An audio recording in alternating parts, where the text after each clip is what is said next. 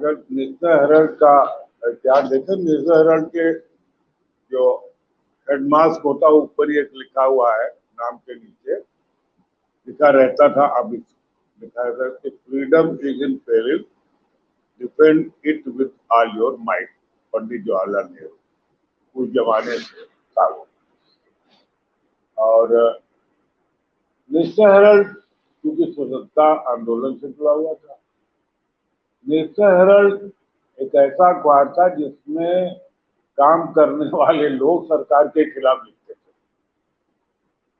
और जिस जमाने में हम लोग बहुत यंग थे और जो दूसरे अखबार सरकार के खिलाफ नहीं लिखते तो हेराल्ड का रिपोर्टर लिखता था।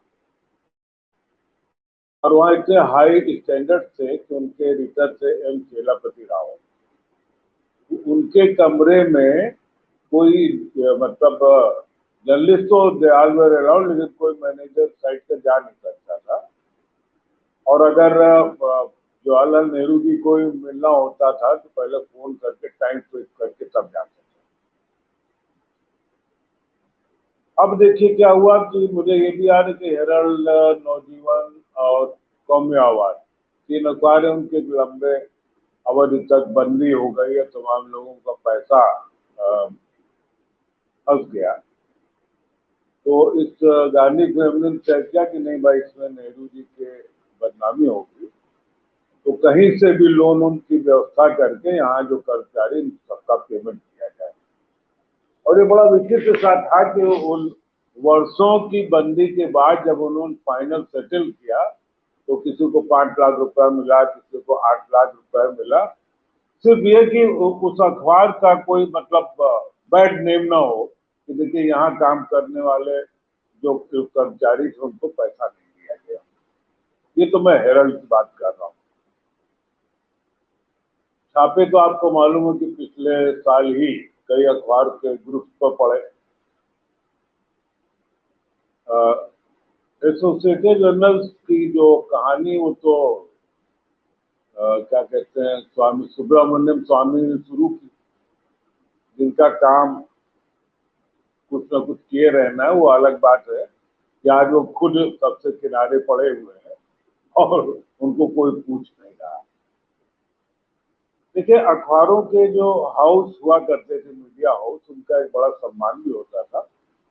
और मैं खुद कई मीडिया हाउस से संबद्ध रहा हूँ, और न केवल संबद्ध रहा हूँ, अप्रेंटिस ज्वाइन किया और एडिटर पर रिटायर किया, 3 जगह। तो वो मालूम है कि उसकी प्रक्रिया क्या होती थी। अब देखिए, जो ईडी कर रहा है वो इस युग का ब्रह्मास्त्र, पॉलिटिकल ब्रह्मास्त्र।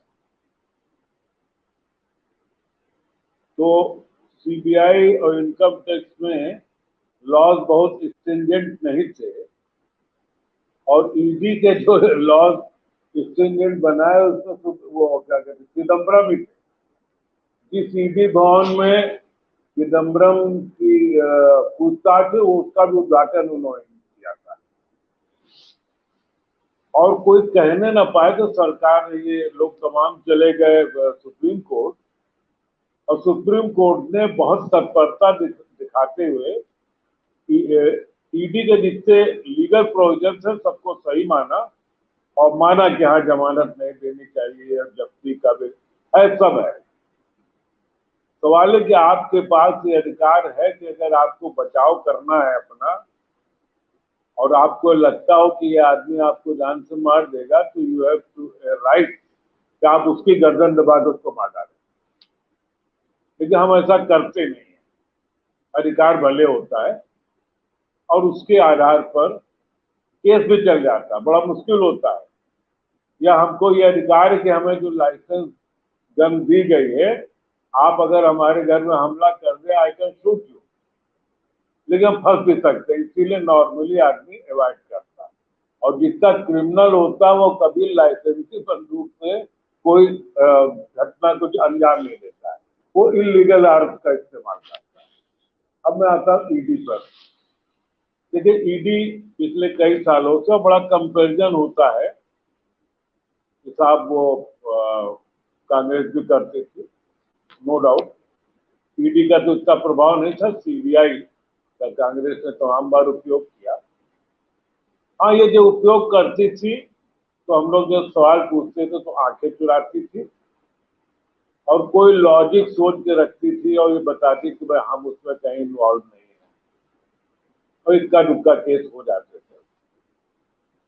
ईडी का उपयोग उस समय नहीं होता था। ईडी का उपयोग अब ज्यादा शुरू हुआ क्योंकि ईडी के प्रोविजन इतने स्ट्रिक्ट है। इनका उद्देश्य क्या है? आपको दौड़ाएं जमानत न होने पर। एक बार जमानत हो जाएगी तो जैसे केस तो ईडी वाले कभी प्रूव नहीं कर पाते। जो इन लोगों का क्या कहते हैं कन्विक्शन रेट है वो 1% से भी कम 0 पॉइंट समथिंग होगा, तो उसमें आप ये उम्मीद रखें कि, लेकिन पॉलिटिकल कन्विक्शन रेट इनका 100%। Now ED is a political organisation working for the ruling party and the ruling government. इसमें आप कोई दो राय नहीं रख सकते। अब टारगेट दिया जाता है ईडी को, और देखिए ईडी की काबिलियत पर भी पहले आ जाते थे टारगेट क्या है।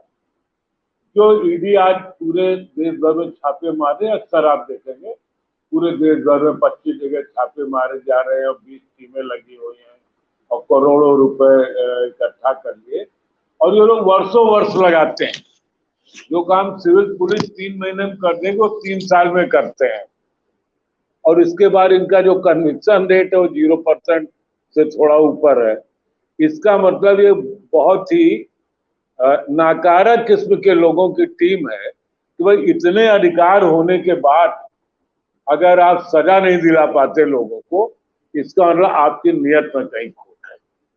और आप हमसे जुड़े रहने के लिए सब्सक्राइब करें YouTube पर, फॉलो करें Twitter पर और लाइक करें Facebook पर। और ज्यादा जानकारी के लिए आपको टाइप करना होगा सिर्फ न्यूज़ नशा।